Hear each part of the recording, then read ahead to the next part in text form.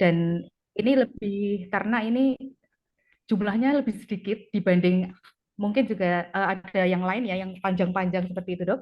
Dan ini isinya adalah faktor dinamis dokter. Faktor dinamis itu adalah faktor yang langsung kita lihat pada kondisi pasien. Jadi apakah dia sudah mulai gelisah, bingung, ataukah dia sudah mulai mengganggu teman yang lain. Nah, semakin cepat kita mengetahui apakah pasien ini beresiko tinggi dengan scoring yang kita dapat, ya kalau misalnya tadi item yang saya sampaikan tadi, kalau itu ada di pasien kita beri nilai 1.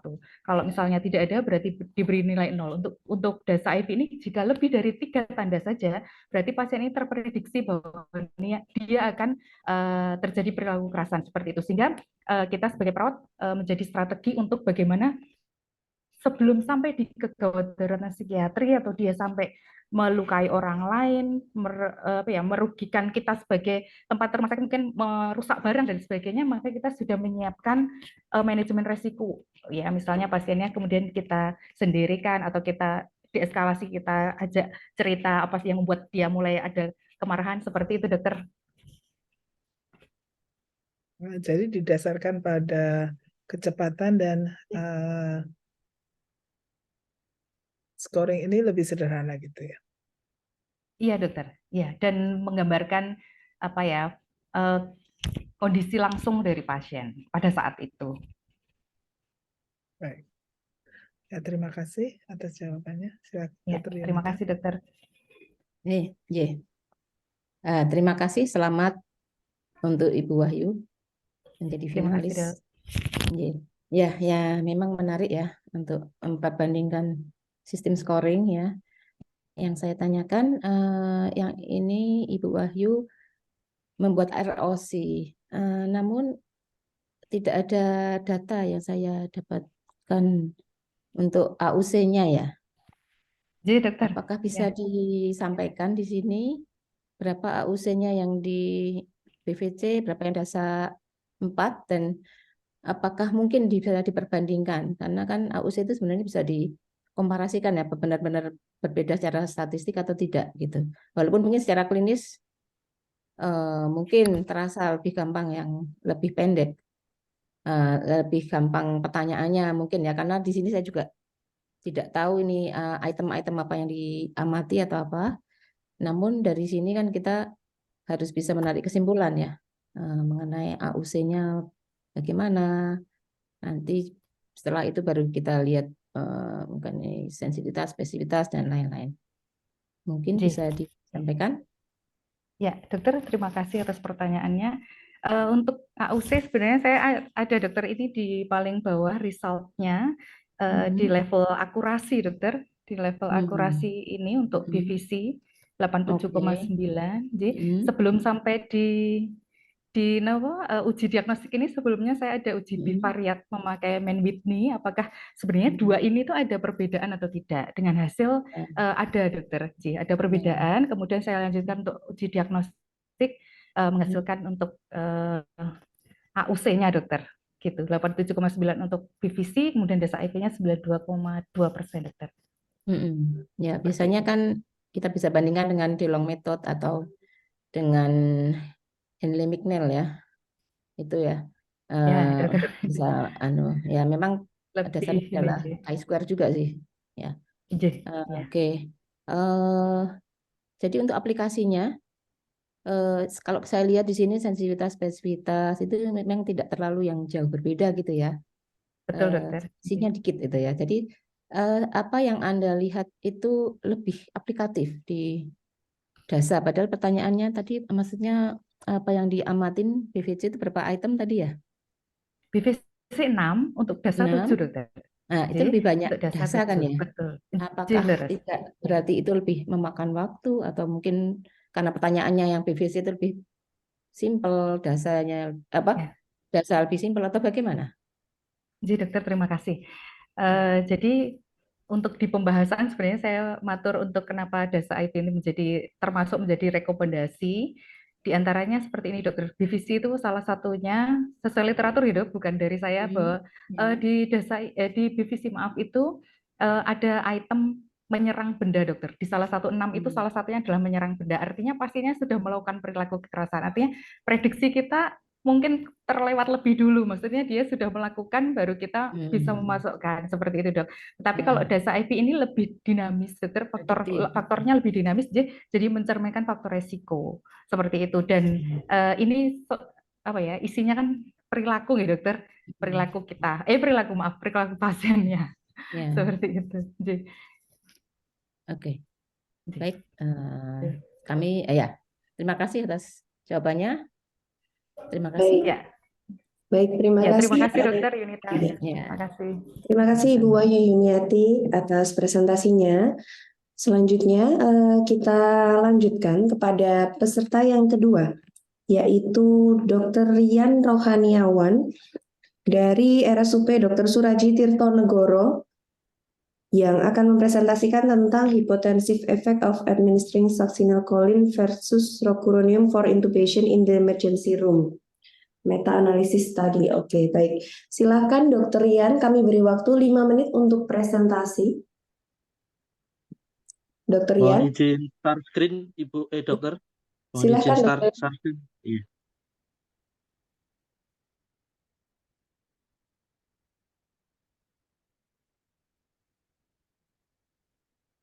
Apakah sudah terlihat? Belum terlihat, Dokter.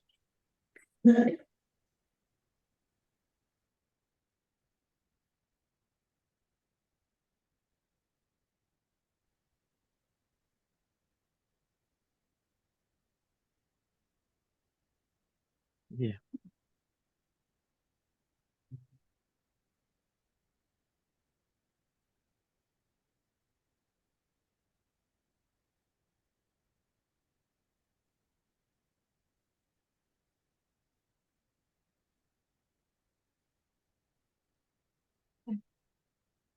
Ini aja. Mohon izin, apakah sudah terlihat, Dokter Swastika?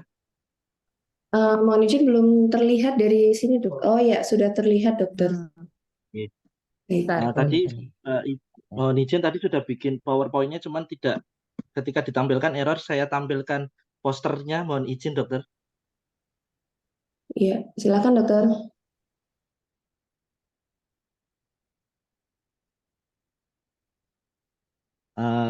Saya mulai. Saya ingin terima kasih atas waktu yang diberikan kepada kami untuk Dewan Juri dan moderator.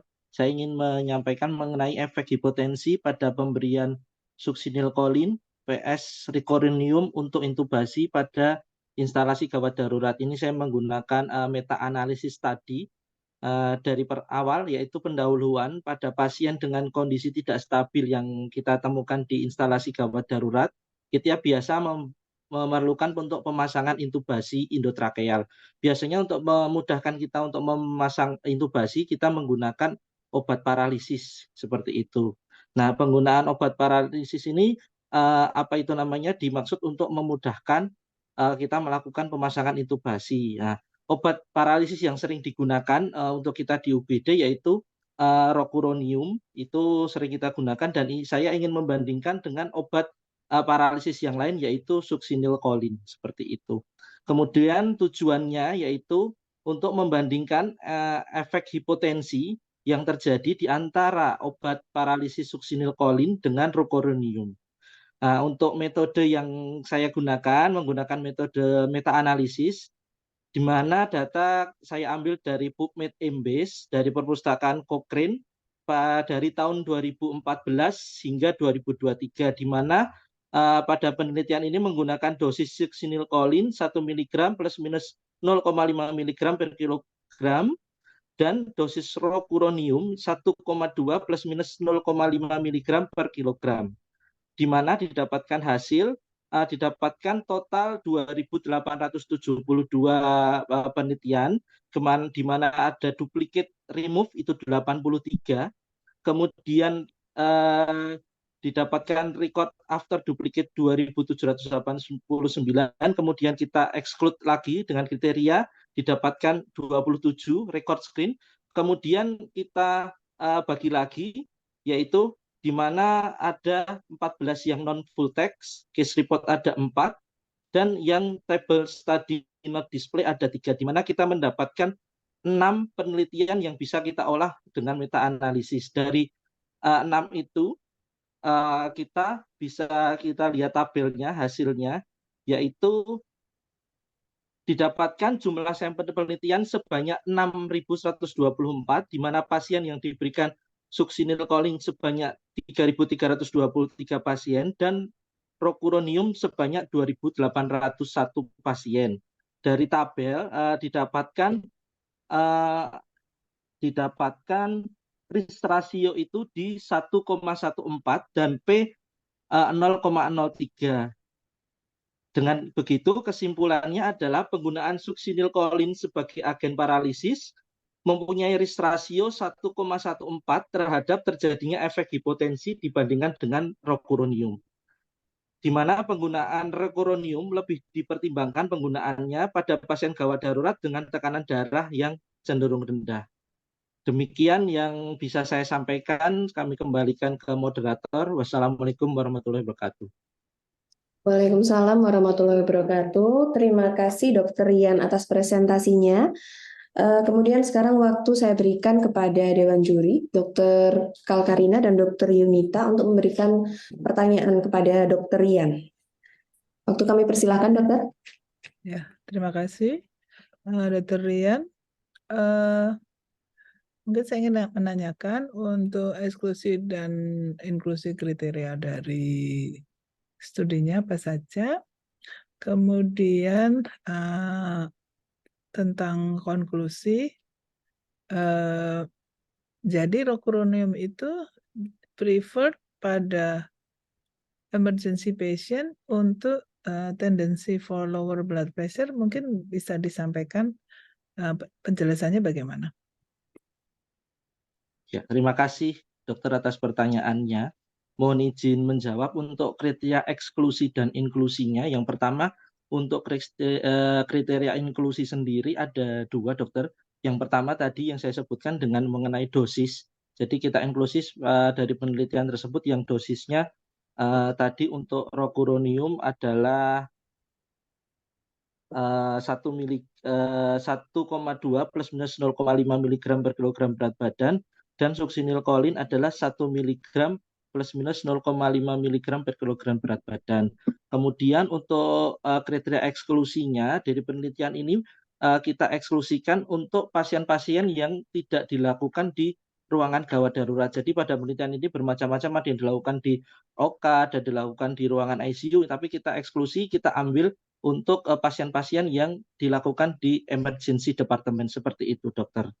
Kemudian untuk yang kedua, dari hasil tabel tersebut bisa terlihat, dokter, bahwa untuk apa itu namanya penggunaan succinylcholine itu efek hipotensinya lebih tinggi dibandingkan dengan rocuronium, di mana pada tabel tersebut terlihat ada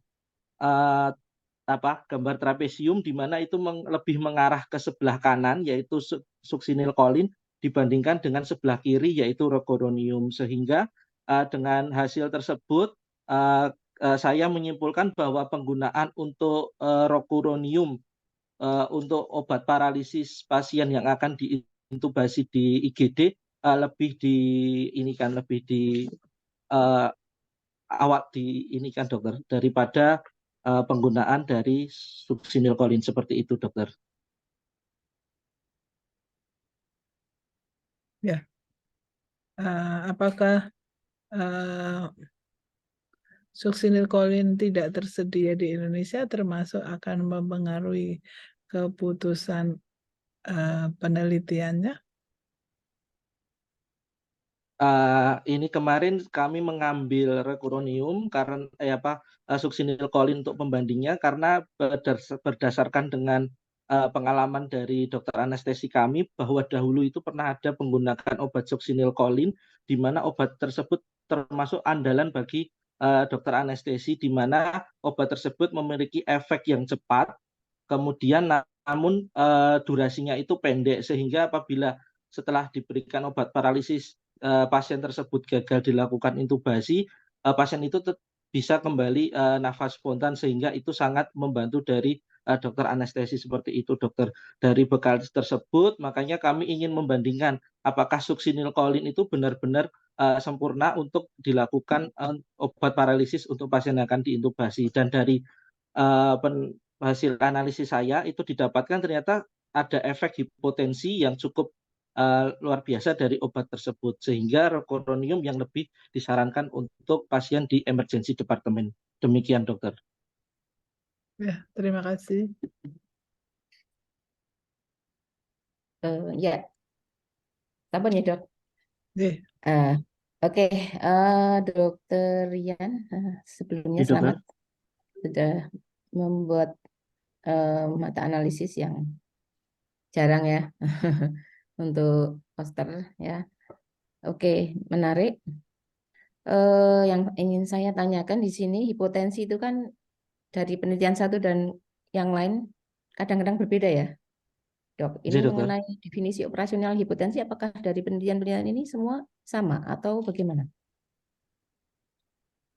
Dari belum diinikan lagi, dokter. Belum apa itu namakan, didetailkan lagi untuk hipotensinya. Cuman kita mengambil dari data tersebut itu yang tensinya itu di bawah dari 90, dokter. Seperti itu, dokter. Jadi secara absolut ya, ditetapkan Iya, sendiri oleh betul, dokter. peneliti. Maksudnya ini, Iya, jadi apakah dari penelitiannya betul. yang 1, 2, 4, 6 orang ini, apakah ada Iya, dokter. ada outcome yang menyebutkan secara eksplisit Iya, dokter. kondisi hipotensi itu berapa persen gitu? Betul. Ada. Iya.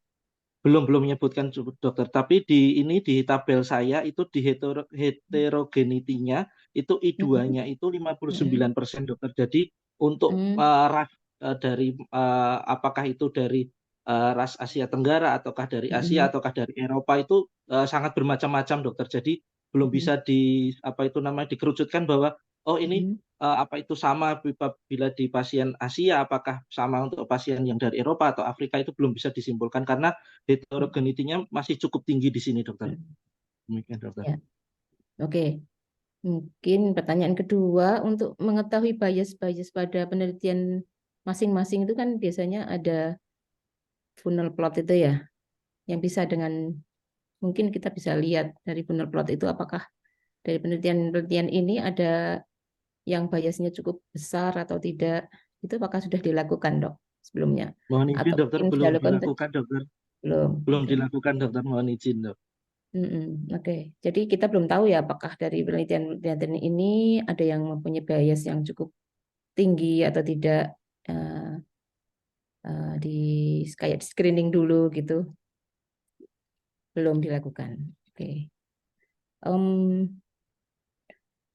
Oh, sebentar. Ini kok ya share screen-nya ya. Sudah habis ya. Waktunya sudah habis. Baik, mohon izin untuk waktunya sudah habis, dokter. Iya. Oke, terima kasih. Ya. Baik, terima kasih Dokter Yunita, Dokter Galkarina. Terima kasih Dokter Rian yang sudah mempresentasikan. Selanjutnya kita masuk ke peserta ketiga, Dokter Hasbi Bagas Wasisto dari Rumah Sakit Muhammadiyah Lamongan. Selamat datang Dokter Hasbi. Dokter Selamat Hasbi. datang, dokter. Assalamualaikum. Ya, Waalaikumsalam warahmatullahi wabarakatuh. Baik, silakan Share screen gitu. Dokter Hasbi, silakan share screen. Silakan mempresentasikan selama 5 menit ya, dokter. Oh, gitu.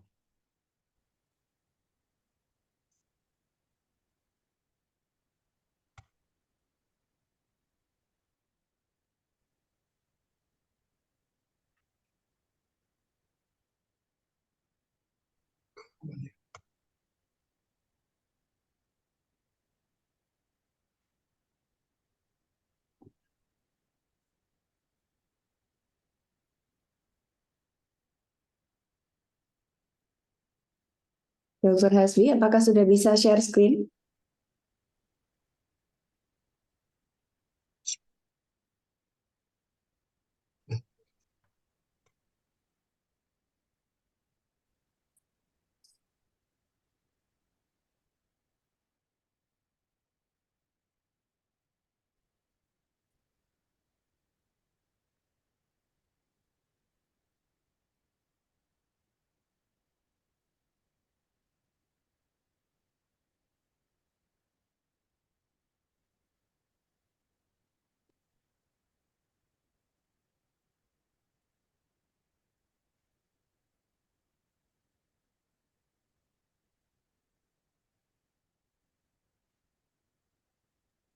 Bagaimana Dokter Hasbi? Apakah ada kendala? Iya dok, ini sepertinya jaringannya.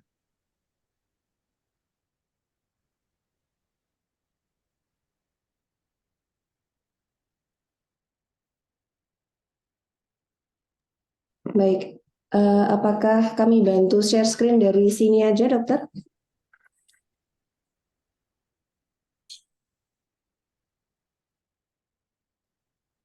Oh, iya dokter. Monggo dok. Baik, mohon izin Dokter Hasbi. Mungkin kita lanjut ke peserta nomor 4 dulu ya, dokter. Nanti selanjutnya kami bantu dari sini Oke. setelah itu, jika ada kendala. Baik, Iya dokter. Iya. baik. Untuk peserta yang selanjutnya, Dokter Anai Tullah dari Anestesiologi Universitas Pajajaran, Rumah Sakit Hasan Sadikin. Selamat sore, Dokter Anai. Iya, selamat sore dokter.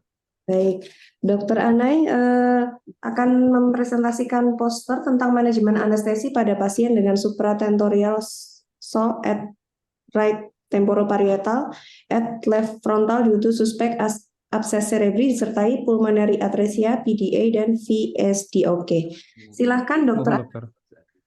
Kami berikan kesempatan untuk share screen, kemudian langsung dimulai saja presentasinya dengan waktu 5 menit.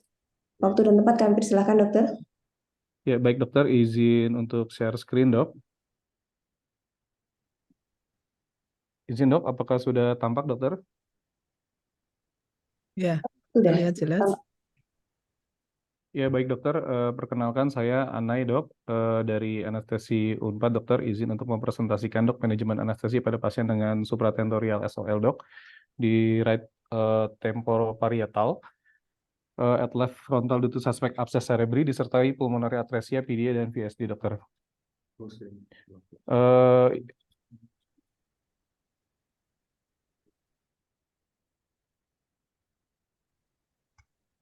Udah belum?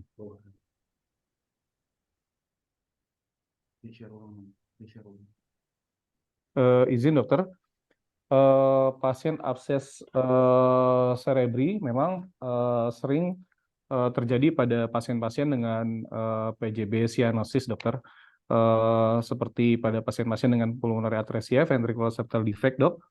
Itu memang sering terjadi abses cerebri yang diakibatkan karena pirau dari kiri ke kanan sehingga tidak terjadi fagositosis di paru-paru dokter, sehingga bakteri dapat masuk terbawa ke sirkulasi cerebral dok. Angka kejadiannya memang cukup tinggi dokter, di 12,8 sampai 69,4% dok. Begitu pula karena PJB cyanotik juga menyebabkan peningkatan dari hipoksemia, acidosis metabolik, dan peningkatan kekentalan darah yang merupakan menjadi medium yang tepat untuk perkembangbiakan daripada bakteri tersebut, dokter. Pada kasus ini menarik karena pasien dengan abses cerebri dan disertai dengan PJB cyanotik, dokter. Izin untuk menjelaskan kasusnya, dokter. Anak laki-laki, dok, usia 4 tahun dengan berat 11 kilo, dokter. Pasien keluhan utamanya itu datang dengan penuh kesadaran dan pasien tampak mengantuk dan sulit dibangunkan sejak 2 minggu sebelum masuk ke rumah sakit, dok. Sebelumnya demam hilang timbul dan nyeri kepala sejak 1,5 bulan sebelumnya, dok. Izin dokter, dari pemeriksaan fisik memang saturasi di 76% itu sudah dengan simple mass 8 liter, dokter. Kemudian dari ekokardiografi memang seperti adanya VSD, PDA, dokter, dan adanya pulmonary atresia, dok. Ini dari gambaran CT scan-nya, dok. Kemudian ini pembahasan, dok, dari penampakan jantung, dok. Ini perbandingan jantung normal dan jantung dengan PA dan VSD, dokter. Bisa kita lihat memang di sini terjadi pulmonary atresia dan terjadi VSD, dokter. Seperti dijelaskan tadi, konsentrasi oksigen yang menurun dari darah vena itu memang menyebabkan hipoksemia kronis, sehingga menyebabkan faktor resikonya tinggi sekali untuk terjadinya pertumbuhan bakteri di sana, dokter. Ya, ini tujuan dari anestesi daripada pasien PJB sianotik itu memang untuk menjaga cardiac output, dok, dengan cara menjaga denyut jantung, kontraktilitas jantung, dan juga preload, dok, serta mencegah peningkatan rasio dari PVR dan SVR, dok, serta menghindari keadaan hipersianosis, dok, yang mendadak sehingga menjadi TED spell, dok, yaitu dengan keadaan seperti menangis, nyeri, atau tingkat anestesi yang tidak adekuat, serta kejang, dokter. Ya, ini kondisi preoperasinya memang kita maintenance cairan rumatan, dok, agar tidak dehidrasi, kemudian induksi menggunakan fentanyl, midazolam, dan rocuronium, dokter. Operasi berlangsung selama 40 menit, dok. Saat intraoperasi hemodinamik stabil, dokter, tidak ada fase TED spell, dok. Kemudian pasien setelah operasi dilakukan ekstubasi, dok, tapi tetap dirawat di ruang intensif, kemudian hari kedua dikeluarkan, dan hari ketiga pasien bisa dipulangkan, dokter. Ya, ini manajemen preoperasinya memang pada TED spell itu, pada PJB sianotik itu kita menghindari TED spell, yaitu kita bisa membuat.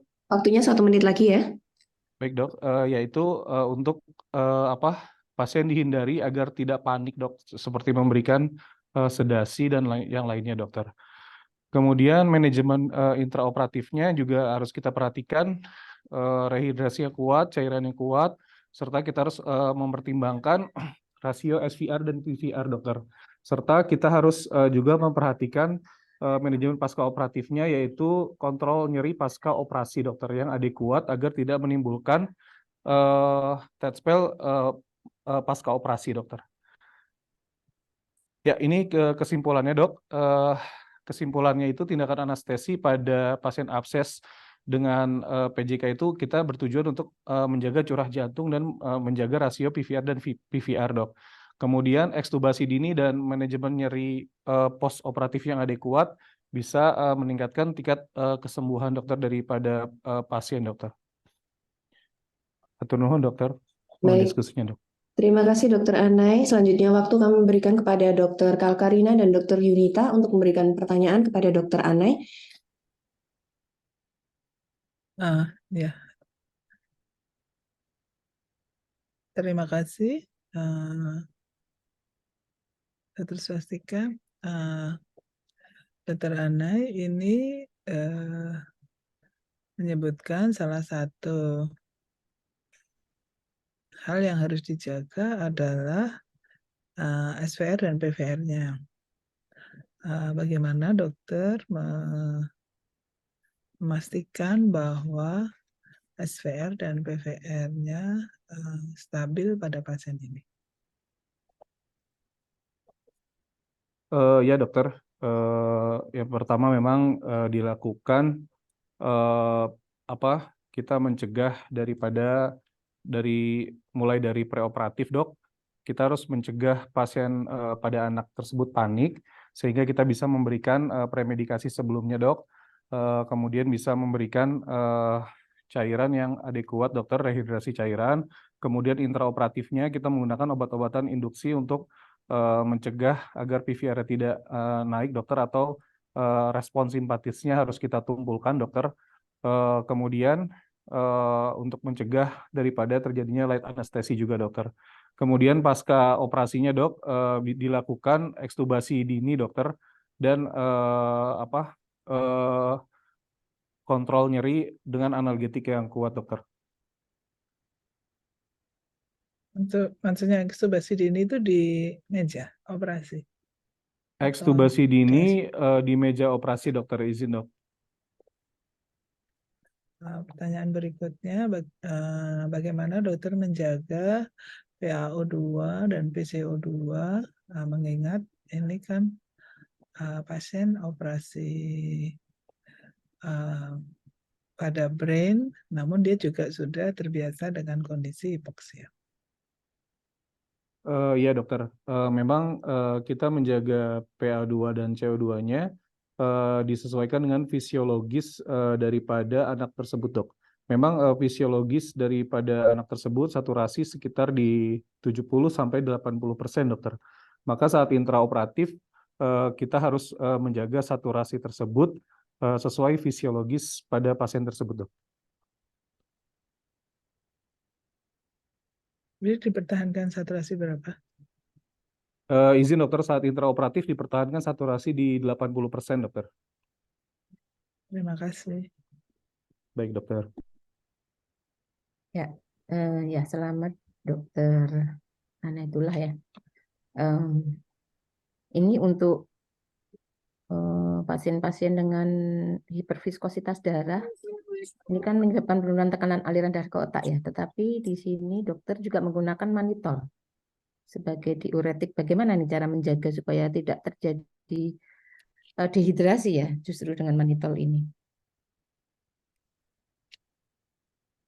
Ya dokter, penggunaan manitol memang sebagai diuretik dokter, tapi pada pasien ini memang tidak dilakukan penggunaan manitol dok, karena memang rehidrasinya tidak berlebihan dok atau cukup adekuat dokter.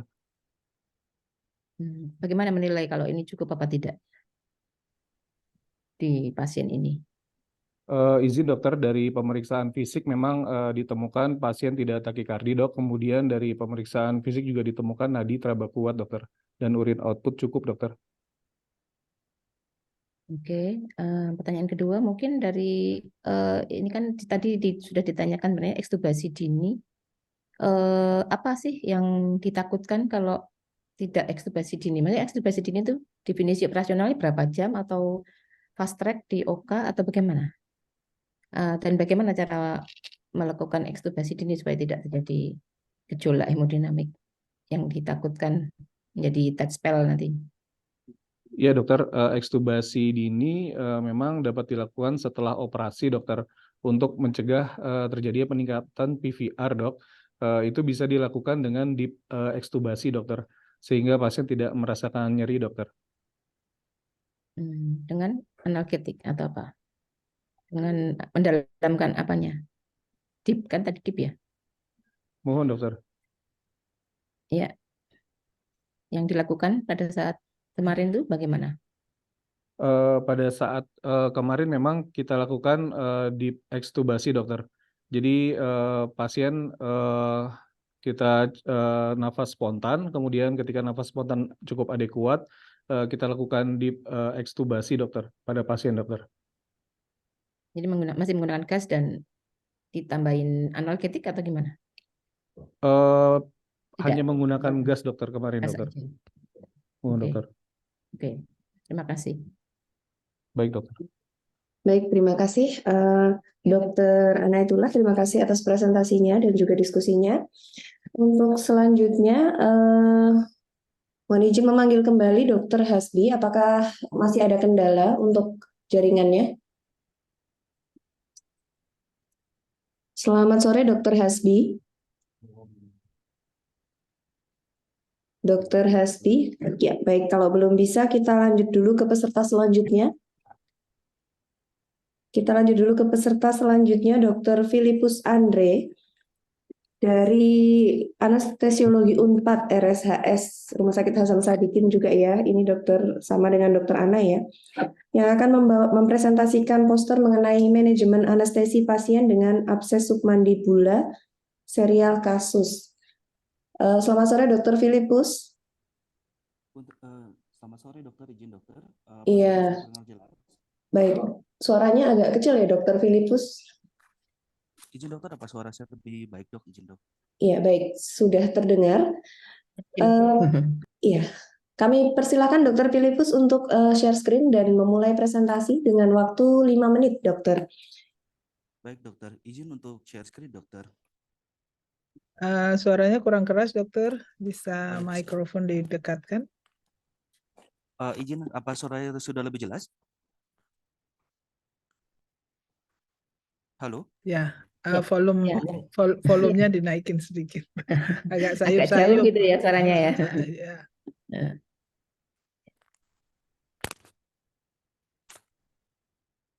Izin dokter pun, maaf dok, izin apa sudah lebih jelas dok? Iya, nggak apa-apa, Iya. lanjut aja. Oke, baik. Izin dokter untuk mulai untuk presentasi poster.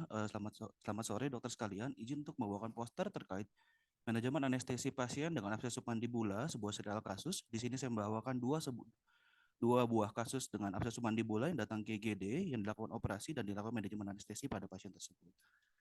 Untuk pendahuluan sendiri, abses submandibula merupakan suatu kondisi infeksi yang serius yang mengakibatkan kedaratan pada airway dan kondisi sistemik berat seperti sepsis. Dan ini terutama mengakibatkan masalah di airway, kesulitan ventilasi dengan intubasi ataupun keduanya. Dan juga umumnya pasien tersebut dapat mengalami kesulitan untuk surgical airway.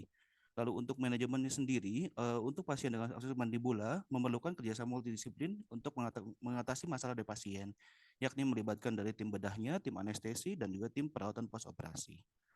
Untuk laporan kasus sendiri, saya membawakan ada dua kasus. Kasus pertama berupa Tuan M, 47 tahun, dengan abses submandibula sinistra. Yang menjadi highlight pada pasien ini adalah pasien datang dengan pipi bengkak 1 minggu, disertai dengan keluar darah dan nanah sejak 1 hari sebelumnya. Pasien seperti pada gambar, airway dapat ditemukan airway berikut dengan masalah pada membuka mulut dan juga masalah dari mobilitas leher. Untuk TTV pada pasien ini masih dalam batas normal, tidak bukan tanda sepsis, dengan AGD pun masih normal. Untuk pasien ini, pasien dilakukan manajemen intraoperasi dengan GA. Pasien desa sebagai ASA 2 dengan difficult airway, dilakukan GA dengan manajemen airway, dilakukan fiber optic intubasi. Dengan persiapan alat, lalu juga edukasi dan preparasi pasiennya, terutama jika dilakukan awake fiber optic. Lalu juga dilakukan awake fiber optic dengan ETT spiral nomor 6,5, dan intraoperasi pasien dijaga agar airway selalu aman. Pada pasien ini berhasil dari temuan intraoperasinya tidak temukan adanya lesi yang meluas ke rongga intraoral ataupun rongga airway, sehingga pasien diputuskan akhirnya dari tim melakukan ekstubasi fully awake di kamar operasi. Dan setelah dilakukan observasi, pasien dilakukan observasi di ruang recovery room dengan jarak lebih lama daripada biasanya untuk menjaga potensi airway dan breathing pada posisi semivolar. Lalu jika pasien sudah stabil, dirawat di ruang semi intensif untuk kebutuhan masih mungkin untuk kebutuhan suction pada pasien. Untuk pasien kedua, pada pasien kedua juga sama dengan highlight pasien 68 tahun laki-laki dengan berbeda dari pasien pertama. Pasien ini dengan sepsis pada abses submandibula, yakni ditemukan dengan kondisi datang dengan kondisi hipotensif, lalu juga dengan modal laktat di 2,3. Pada pasien ini berbeda dari pasien sebelumnya, manajemen preoperasi dari tim dan juga dari tim bedah, itu kami melakukan sepsis bandel dahulu untuk pasien untuk perbaikan KU-nya, di mana dari sifat operasi pada pasien ini ke arah emergensi dan urgensi. Berbeda pada pasien pertama yang lebih bersifat ke arah urgensi. Untuk persiapan intraoperasi relatif tidak banyak berubah pada pasien, tetap dilakukan untuk awake fiber optic intubasi dengan GA. Lalu pasien juga desa sebagai ASA 3 dengan difficult airway. Perbedaan pada pasien ini adalah pasien ini tidak memiliki masalah intraoral sehingga dilakukan retensi ETT dan dirawat post operasi di ruang intensif. Untuk pertimbangan sendiri, pasien kedua pasien tersebut memiliki masalah difficult airway, yakni pasien pertama mengalami masalah potensi difficult untuk intubasi dan potensi difficult untuk ventilasi sehingga dilakukan awake fiber optic. Untuk pasien kedua cenderung mengalami masalah awake sulit untuk intubasi sehingga dilakukan awake fiber optic dan juga tidak dilakukan retensi karena terdapat permasalahan intraoral intraoperasi. Untuk manajemennya sendiri, terutama untuk pasien preoperatif dibutuhkan anamnesis yang lengkap, tata laksana yang baik, terutama jika ada sepsis dan juga shock sepsis dan komorbid lainnya. Lalu dimulai untuk komunikasi secara efektif dari awal dengan operator, sehingga keseimbangan dari terapi intraoperatif dan postoperatif dapat berlangsung. Lalu juga intraoperatif yang perlu dipertimbangkan adalah apakah terdapat kebutuhan dari surgical airway pada pasien, terutama pada pasien-pasien yang memang tidak dapat dilakukan intubasi ataupun jika awake fiber optic-nya gagal. Lalu untuk pos operasinya sendiri, pasien dapat pilihan untuk melakukan ekstubasi, apakah dapat memungkinkan dilakukan ekstubasi atau tidak di kamar operasi, ataupun di ekstubasi di ruang intensif jika memungkinkan. Untuk kesimpulannya sendiri, pada pertimbangan pada pasien dengan abses submandibula adalah melakukan potensi airway sebaik mungkin dengan resiko terendah. Di RSAS di 4 ini kami melakukan dengan awake fiber optic karena menilai salah satu tindakan dengan resiko yang paling rendah. Dan jika memang terdapat kesulitan, kami masih memiliki redundansi yang lain seperti komunikasi dengan operator, dilakukan tracheostomi jika memungkinkan. Lalu juga intraoperatif harus dilakukan dengan baik dengan monitoring yang ketat untuk operasi dan pemilihan ruangan. Waktunya hampir habis ya dokter. Siap dokter. Untuk pemilihan ruang rawat pos operasi memerlukan manajemen bersama, yakni dengan kerjasama tim untuk menentukan kira-kira pasien ini baiknya akan kemana, ke ruang intensif, ekstubasi atau tidak ekstubasi. Sekian dari presentasi kasus yang diberikan. Mohon tanggapannya Dokter Atun. Baik, terima kasih Dokter Andre. Selanjutnya waktu kami berikan kepada Dr. Kalkarina dan Dr. Yunita untuk memberikan pertanyaan. Terima kasih, Dr. Andre. Tadi salah satu kesimpulannya adalah lakukan secure airway dengan risiko terendah. Apabila tidak mempunyai fiber optik, apa rekomendasi dari dokter untuk secure airway dengan risiko terendah tadi? Kemudian yang kedua, apa pertimbangan pasien itu dilakukan ekstubasi maksudnya ekstubasi pasca operasi? Apakah segera diekstubasi atau pasien tube in masuk ICU itu pertimbangannya apa aja? Baik dokter, izin dokter untuk menjawab untuk permasalahan pertama, terdapat jika memang tidak terdapat misalnya Suaranya risiko kok terendah. kecil ya? Maaf dokter, izin dok. Untuk masalah pertama terkait untuk secure airway, dokter, jika memang pada pengalaman kami di sini, memang kami tersedia untuk fiber optik, dokter. Namun jika tidak tersedia untuk fiber optik, masih dapat digunakan metode lain, namun memiliki resiko yang lebih meningkat dibanding fiber optik, semisal dengan percobaan intubasi dengan spontaneous breathing, dokter. Ataupun jika memang terpaksa sekali juga bisa dilakukan tracheostomi dahulu, ataupun intubasi retrograde, dokter. Jika pada pasien-pasien yang kasus pilih, di mana mungkin daerah lehernya masih cukup bebas untuk dilakukan akses sebagai retrograde, dokter. Lalu untuk pemilihan dari pasien sendiri dilakukan ekstubasi di kamar operasi, apakah tube in tetap di ICU, itu terdapat semua sangat sekali bergantung dengan temuan intraoperasi, dokter, di mana jika memang terdapat permasalahan intraoperasi seperti adanya abses retrofaring dan juga tidak bisa menjamin bahwa pasiennya akan potensi airway baik, misalnya terdapat sekret terus-menerus dari area operasi, dipertimbangkan untuk dilakukan retensi dan diobservasi di ICU sambil melihat kembali untuk kebutuhan ekstubasi ataupun secure airway lainnya seperti tracheostomy yang dilakukan di ICU ataupun pos operasi, dokter, izin dokter. Surgical airway apakah jadi pilihan? Mengingat Dok, kalau lihat infeksinya meluas ya itu. betul dokter, izin dokter. Untuk pada pasien yang kedua, ini juga pengalaman surgical airway sebenarnya sempat dipertimbangkan sebagai jalan terakhir sekali, dokter. Karena mengingat surgical airway dilakukan di daerah dekat infeksi mungkin malah akan memperburuk dan memperluas menjadi port di entry baru untuk infeksi selanjutnya, dokter. Namun jika memang dipertimbangkan membutuhkan akses lebih panjang, mungkin untuk ini pun menjadi diskusi ataupun menjadi clinical report dan juga untuk diskusi terbuka dengan tim operator, dokter, yang menjadi pertimbangan, izin dok. Ya. Terima kasih, dari saya cukup. Dokter Andre ya, ya. Betul, Kira-kira dari dua kasus ini sama-sama post op ICU. Berbeda, dokter, izin. Untuk kasus yang pertama intraoral aman, diekstubasi, pasiennya post operasi ke high care, dokter. Sedangkan pasien yang kedua dengan modal sepsis, intraoral bermasalah, akhirnya retensi ke ICU, dokter. Dua-duanya tidak ada abses retropharyngeal space-nya nggak kena atau kena? Untuk yang kasus yang pertama tidak kena retropharing, dokter. Untuk kasus yang kedua terkena retropharing, dok. Ya, jadi yang tetap tube in ya ke ICU. Yang kasus kedua tetap tube in ke ICU, dokter. Tube in ya, oke. Kira-kira apa sih problem potensial yang bisa terjadi kalau ada abses retropharyngeal, kemudian juga adanya necrotizing fasciitis ini? Ini letaknya di mana necrotizing fasciitisnya? Coba mungkin bisa diterangkan. Baik, dok, untuk yang pasien kedua ini necrotizing fasciitisnya terjadi di area submandibula, dokter, yang meluas ke rongga dalam ke rongga dekat airway, dekat laring, dokter, dan juga itu terdapat keterlibatan untuk abses retropharing, dokter. Untuk pasien ini sendiri, izin dok untuk foto lengkapnya. Pasien ini sendiri pun memang dari awal sulit sekali untuk dipertimbangkan tidak bisa dilakukan untuk surgical airway, dokter, pada pasien ini. Dan juga untuk pada pasien ini pun modal awalnya datang dengan kondisi cenderung ke arah shock septic, dokter. Ya. Jadi problem potensialnya memang tidak ada pilihan lain selain itu. yang izin, pasien kasus kedua ya. betul dokter, izin dok.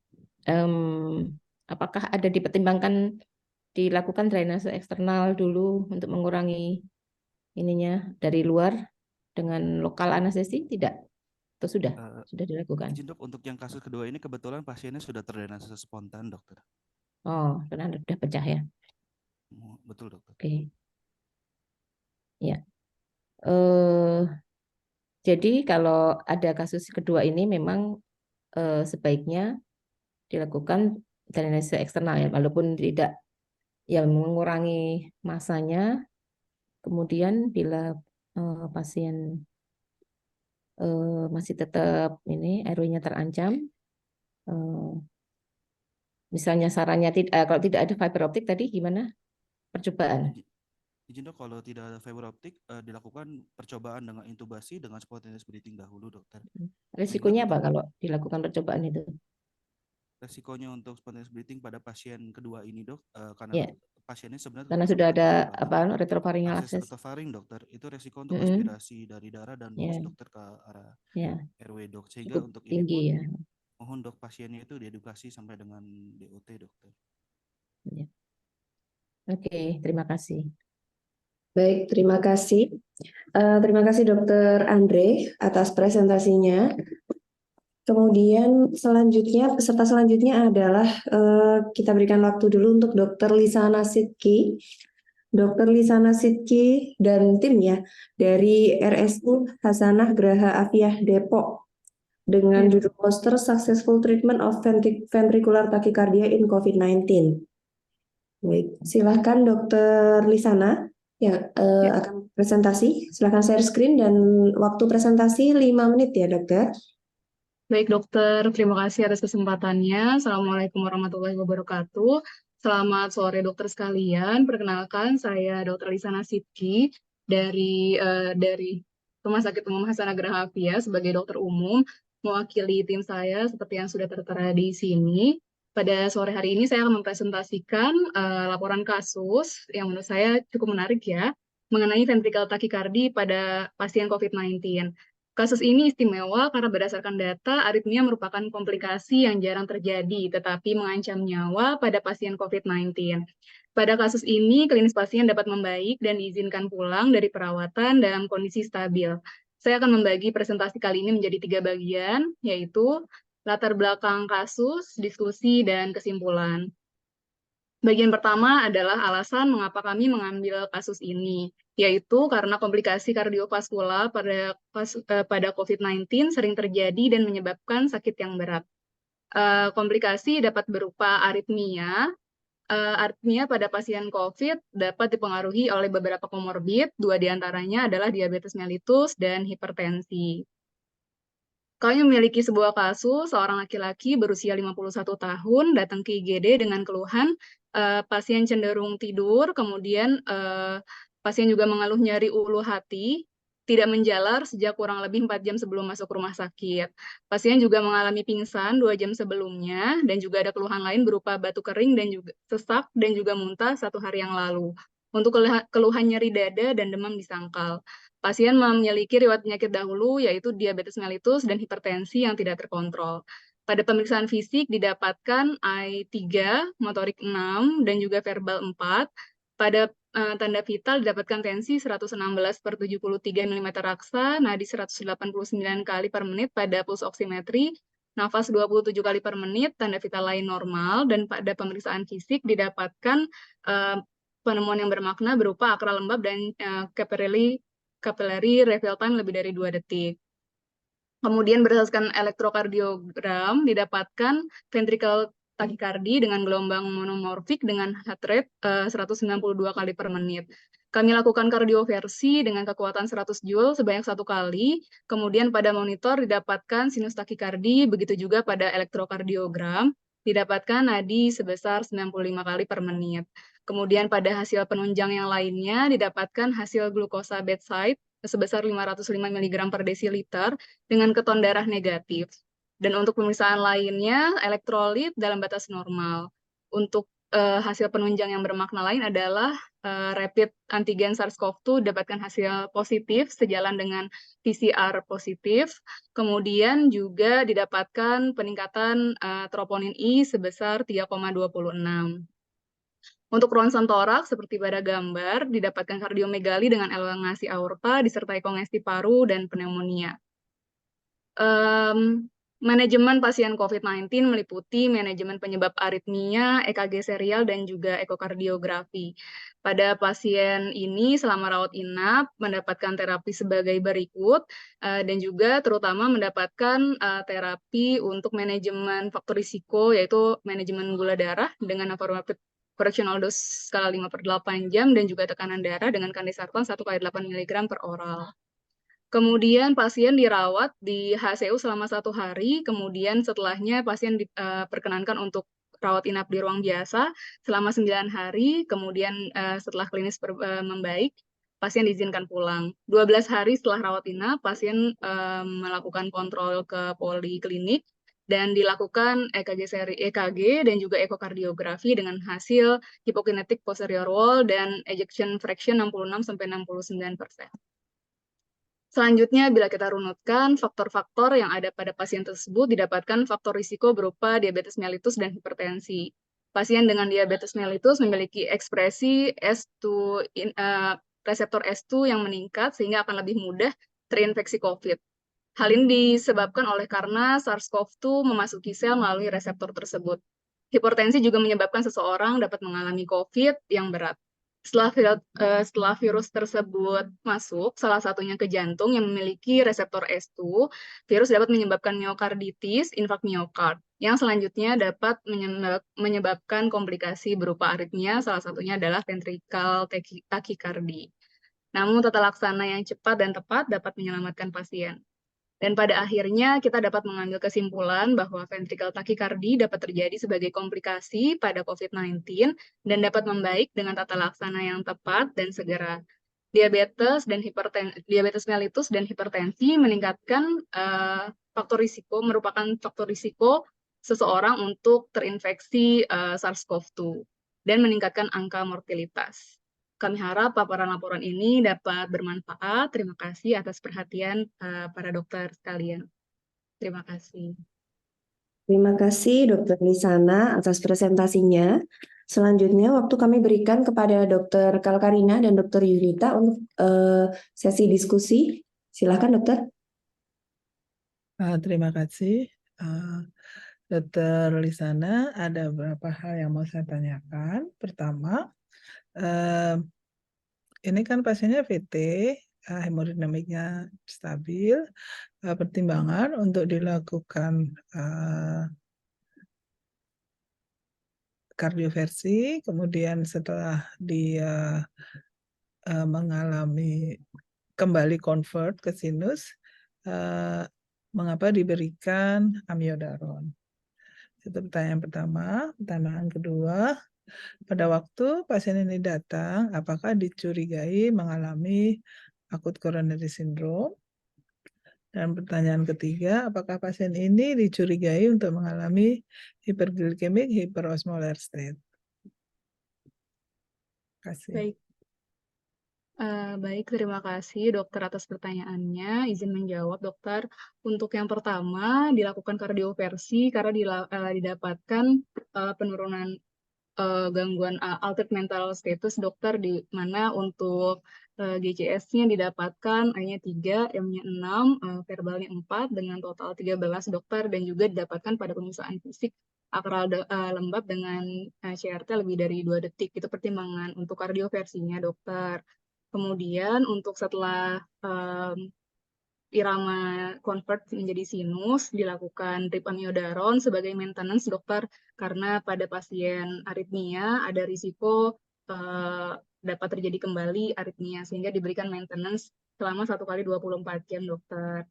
Kemudian saat pasien datang, apakah dicurigai akut coronary syndrome, diketahui berdasarkan jurnal yang ada bahwa infark miokard merupakan salah satu faktor risiko dari aritmia, sehingga pada pasien dilakukan pengecekan troponin I dokter.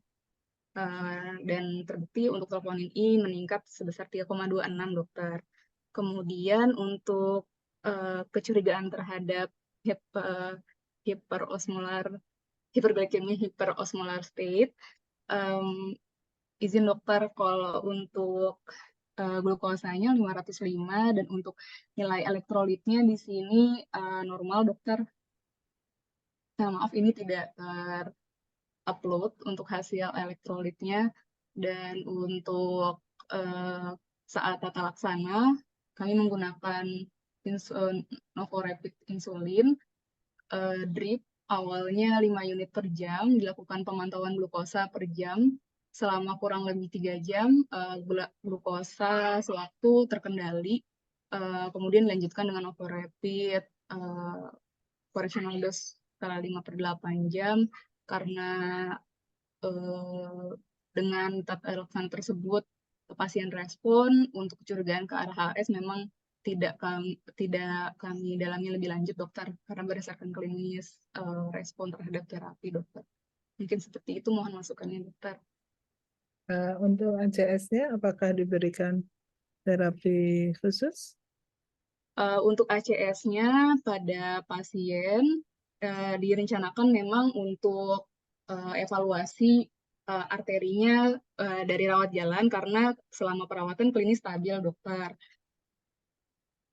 Gitu. Jadi memang selama rawat inap tidak diprogramkan untuk evaluasi apakah CT angiografi atau PCI, karena berhubung rumah sakit kami juga rumah sakit tipe C ya dokter, kami tidak punya alat untuk evaluasi arteri koroner. Troponin pun kita dirujuk jadi dari dokter penanggung jawab, dari dokter Tazrin Nurisa, spesialis penyakit dalam konsultan kardiovaskular, dari beliau mempertimbangkan untuk evaluasi penyakit arteri koronernya dalam rawat jalan dokter. Kalau untuk terapi, Ya, dapat heparin nggak dok? kalau heparin tidak dapat dokter. Ya, terima kasih. Iya dokter. Terima kasih dokter. Ya, dokter Lisana nih. Iya dokter. Ya, oke ya. Kasus yang cukup menarik ya. Yang saya tanyakan ini di sini, bagaimana kita bisa membedakan apakah ini terjadi karena memang dia sudah sebelumnya sudah mempunyai mungkin coronary artery syndrome, atau memang karena COVID-nya ya. Karena di jurnal juga masih ya, walaupun cukup populer bahwa COVID itu bisa menyebabkan myokarditis, tapi apakah ada tool atau apa yang bisa membedakan bahwa ini memang sudah terjadi sebelumnya, sudah ada proses, atau memang karena infeksi COVID-nya? Baik dokter, untuk pada pasien ini, untuk mengetahui faktor risiko utama kondisi aritmia pada pasien, memang ini belum bisa kami tegakkan secara pasti dok. Pertama, karena riwayatnya tidak pernah berobat sebelumnya di rumah sakit kami dok. Gitu. Kemudian yang kedua, saat perawatan tidak dilakukan ekokardiografi, jadi kita belum bisa memastikan untuk ada tidaknya miokarditis seperti itu dok. Jadi sejauh ini pada pasien ini baru kita bisa hipotesa saja dok untuk underlying disease dari aritmianya itu disebabkan karena faktor risikonya tadi yang dia miliki, yaitu diabetes mellitus yang tidak terkontrol, mohon maaf, dan juga hipertensi dokter. Namun untuk apakah itu juga ada coronary artery disease yang sebelumnya tidak diketahui, itu masih belum bisa kita pastikan sih dokter. Seperti itu dok. Oke, terima kasih. Terima kasih Baik. dokter. Baik, terima kasih Dokter Lisana atas presentasinya. Selanjutnya Dokter Hasti, apakah sudah terhubung Dokter Hasti? Sampun dokter. Baik, ini kita bantu share screen dari sini atau gimana dokter? Coba saya share screen dulu ya dok. Apa dari Baik. sana mawon dok? Takutnya gangguan lagi dokter. Baik, kami bantu share screen dari sini ya dokter. Silakan Dokter. menggunakan sudah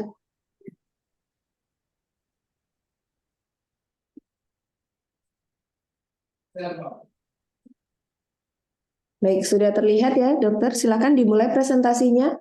Waktunya 5 menit, dokter. Assalamualaikum warahmatullahi wabarakatuh. Yang saya hormati Dr. Kalkarina, Dr. Yunita, spesialis anestesi.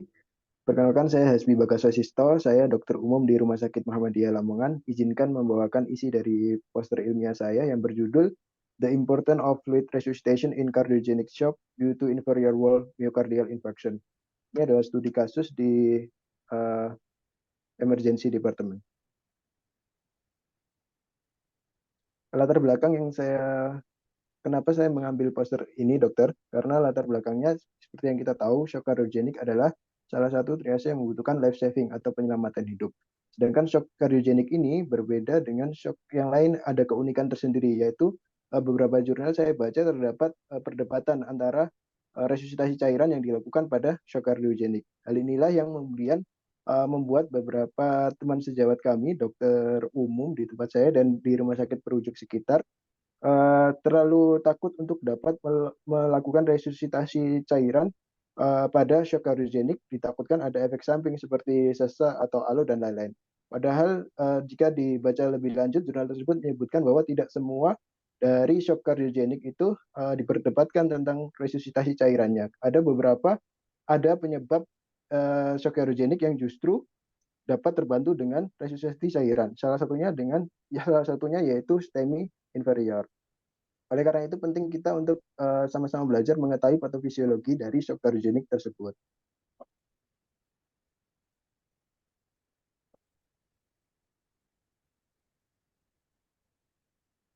Gitu.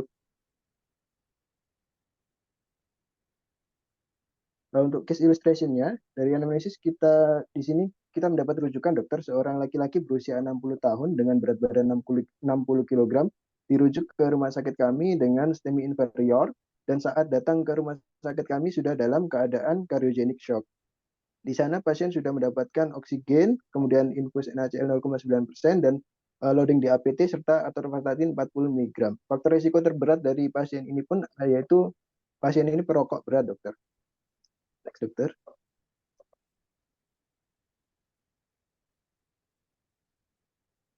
Kemudian saat datang di rumah sakit kami, kita lakukan primary survey, yaitu airway, breathing, circulation, disability, and exposure.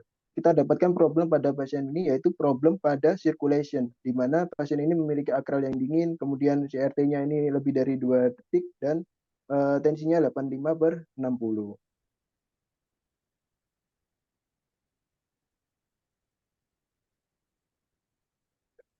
Kemudian dari secondary survey, dari pemeriksaan head to toe, yang kita dapatkan yaitu seperti di primary survey, adanya akral yang dingin dan CRT kurang dari 2 detik, tapi tidak didapatkan edem pada ekstremitas.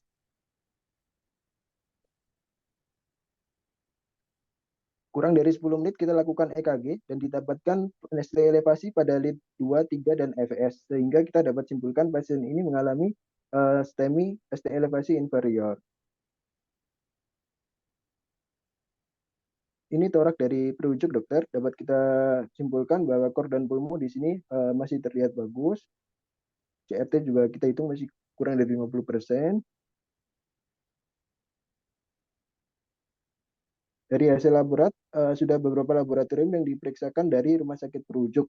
Dan hasilnya rata-rata dalam batas normal, tidak ada yang signifikan. Kemudian di rumah sakit kami kita menambahkan gula darah serta troponin. Tapi dalam tata laksana kita tidak memerlukan untuk menunggu hasil troponin karena hasil troponin lumayan lama sehingga kita harus tata laksana awal terlebih dahulu. Kemudian ini tata laksana yang telah dilakukan di rumah sakit rujukan seperti yang sampun saya jelaskan tadi.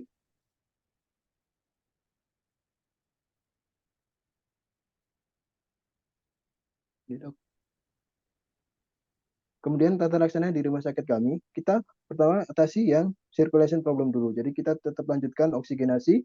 Kemudian karena kita mengetahui penyebab utama dari shock cardiogenik ini kemungkinan besar ada STEMI inferior, maka kita lakukan fluid resuscitation berdasarkan jurnal yang telah kita baca.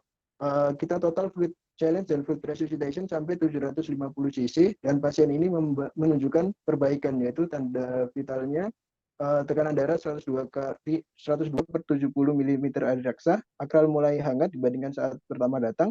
Kemudian capillary refill time kurang dari 2 detik. Kemudian kita juga sambil konsultasi ke dokter spesialis jantung serta dokter anestesiologi untuk perawatan di intensive care.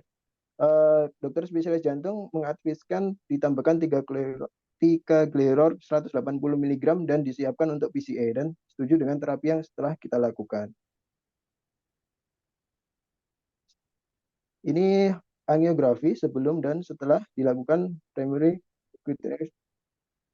dilakukan PCA, yaitu sebelumnya kita dapatkan gambaran di sini terdapat sumbatan pada right coronary arteria, dan setelah dipasang dilakukan PCA, alhamdulillah aliran darah menjadi lancar. Pasien ini dirawat 3 hari di ruang intensif ICU dan kemudian membaik, dipindahkan ke ruangan sehari dan pulang dengan kondisi yang lebih baik.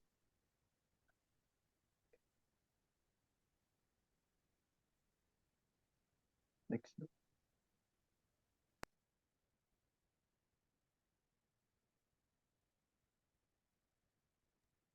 Dok, Oke. bisa dilanjutkan? Tadi. Ya. Ya, dari hasil jurnal yang kami baca bahwa sebenarnya terdapat shock cardiogenic yang justru dengan fluid resuscitation atau resusitasi cairan akan membantu pasien, yaitu salah satunya yang disebabkan karena STEMI inferior yang nanti pada patofisiologinya akan menyebabkan gangguan pada right ventricular, dan right ventricular ini lumayan responsif dengan penambahan preload atau fluid resuscitation. Tetapi kita harus juga bijak dengan selalu mengawasi hemodinamik pasien dan mengasesmen apakah pasien ini sebelumnya ada gangguan anatomi pada jantung atau tidak. Serta setelah teratasi problem dari shock cardiogenic, kita memikirkan definitif terapi yaitu reperfusi untuk konsul ke spesialis jantung dan pembuluh darah.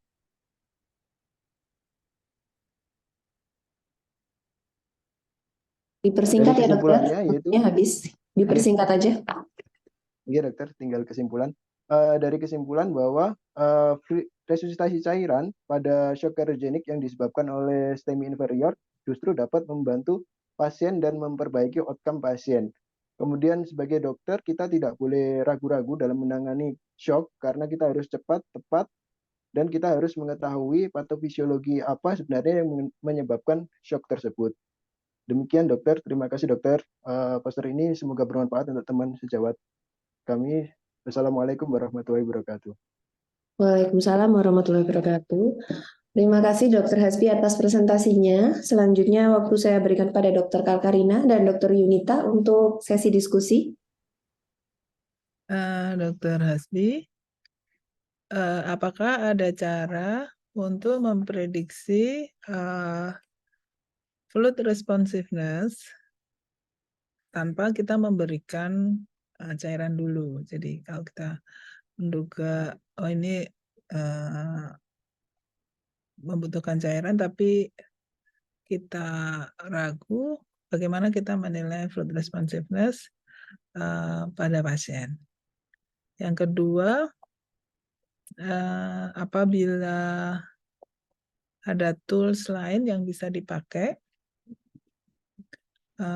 Dr. Hasbi akan memilih tools pakai apa untuk monitoring kira-kira intravaskular volumenya sudah cukup atau belum?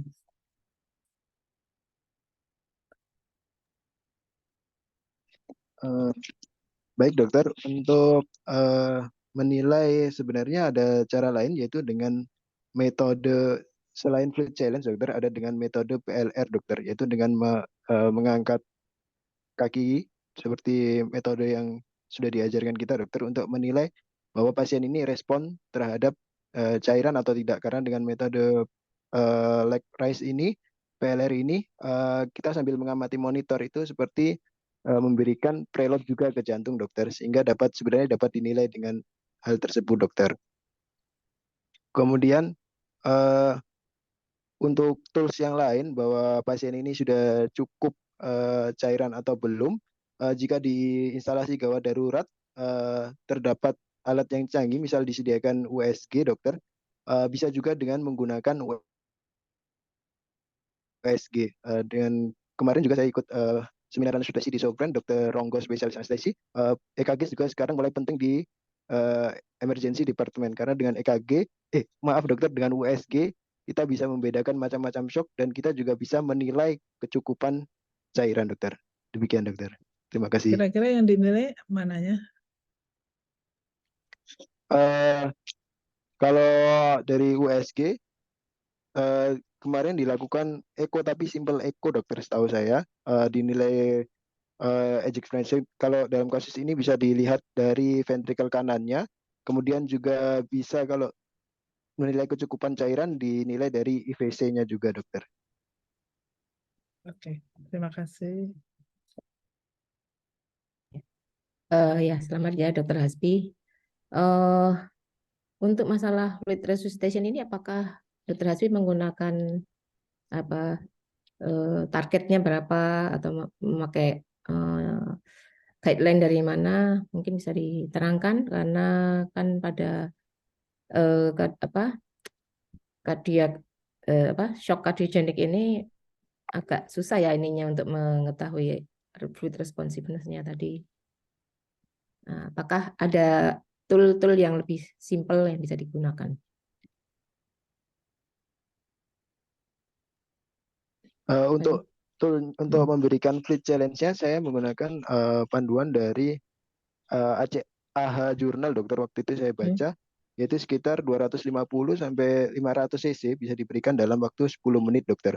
Kemudian untuk menilai sampai kapannya, saya masih belum mendapatkan tools yang jelas, dokter. Tapi kita harapkan sampai MAP dan disertai dengan pemeriksaan klinis sudah menunjukkan bahwa pasien ini sudah membaik dari shock, dokter. Kemudian untuk kasus dari cardiogenic shock dengan STEMI inferior ini, sebenarnya terapi definitifnya kan reperfusion, ya, dokter. Cuma kita sebagai dokter umum, saya mengajak teman-teman dokter umum juga untuk secepat mungkin mengatasi shock cardiogenic ini, walaupun dengan fluid challenge atau resusitasi cairan sebisa mungkin yang kita bisa, sehingga saat reperfusi nanti juga bisa memperbaiki outcome-nya, dokter. Seperti di jurnal juga saya baca, dapat 50% meningkatkan outcome dari reperfusi saat terjadi ACS, dokter.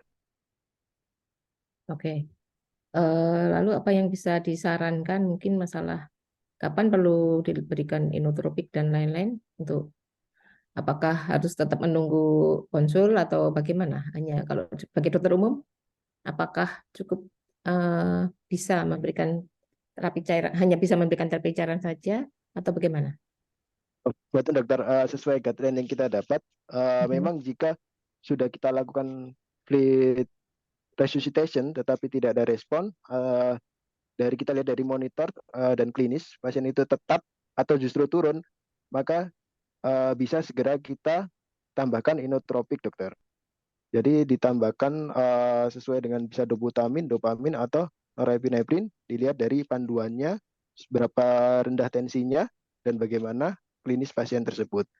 Tapi untuk kasus saya yang ambil ini, dokter, menariknya pada STEMI inferior, dokter umum wajib mengetahui karena sebenarnya vasopressor atau inotropik itu juga jangan langsung diberikan, dokter. Seringnya dokter umum takut loading cairan sehingga vasopressor langsung diberikan karena left right ventricle ini sangat sensitif pada afterload, dokter. Sehingga kalau buru-buru diberikan justru dapat memperburuk pasien tersebut, dokter. Terima kasih, dokter. Oke, terima kasih. Cukup dari saya. Baik, terima kasih Dr. Yunita. Alhamdulillah sudah selesai semua peserta finalis dari kompetisi poster siang hari ini. Sebanyak 6 finalis sudah presentasi semua dan semua juga sudah diskusi. Untuk sesi sore hari ini, alhamdulillah telah kita lewati bersama. Terima kasih saya ucapkan kepada semua finalis yang telah memberikan presentasi yang luar biasa dengan kasus-kasus yang sangat menarik dan insya Allah bisa menjadi pembelajaran untuk kita semua. Dan tidak lupa juga saya ucapkan terima kasih kepada Dr. Kalkarina dan Dr. Yunita, Dewan Juri kita pada sore hari ini. Mudah-mudahan nanti bisa segera ditentukan ya, Dok, siapa juaranya. Nanti akan diumumkan besok ya, Bapak Ibu semua. Kami mohon bisa mengikuti simposium sampai dengan penutupan esok hari karena pemenang dari kompetisi poster pada acara kali ini akan diumumkan besok pada saat penutupan simposium share. Tapi tidak usah khawatir apabila tidak mendapatkan juara, Bapak Ibu juga akan tetap mendapatkan sertifikat sebagai finalis kompetisi poster. Baik, dari kami cukup sekian. Terima kasih kami ucapkan kepada semuanya sekali lagi. Selamat sampai berjumpa lagi di kesempatan-kesempatan yang selanjutnya. Kami ucapkan selamat telah berhasil masuk ke dalam babak final dan semoga dapat memberikan manfaat bagi kita semua. Sekian dari saya sebagai moderator undur diri. Wassalamualaikum warahmatullahi wabarakatuh. Waalaikumsalam warahmatullahi Waalaikumsalam wabarakatuh. Terima kasih dokter. Terima kasih banyak Terima kasih dokter. Sonten. Terima kasih semuanya. Terima kasih dokter.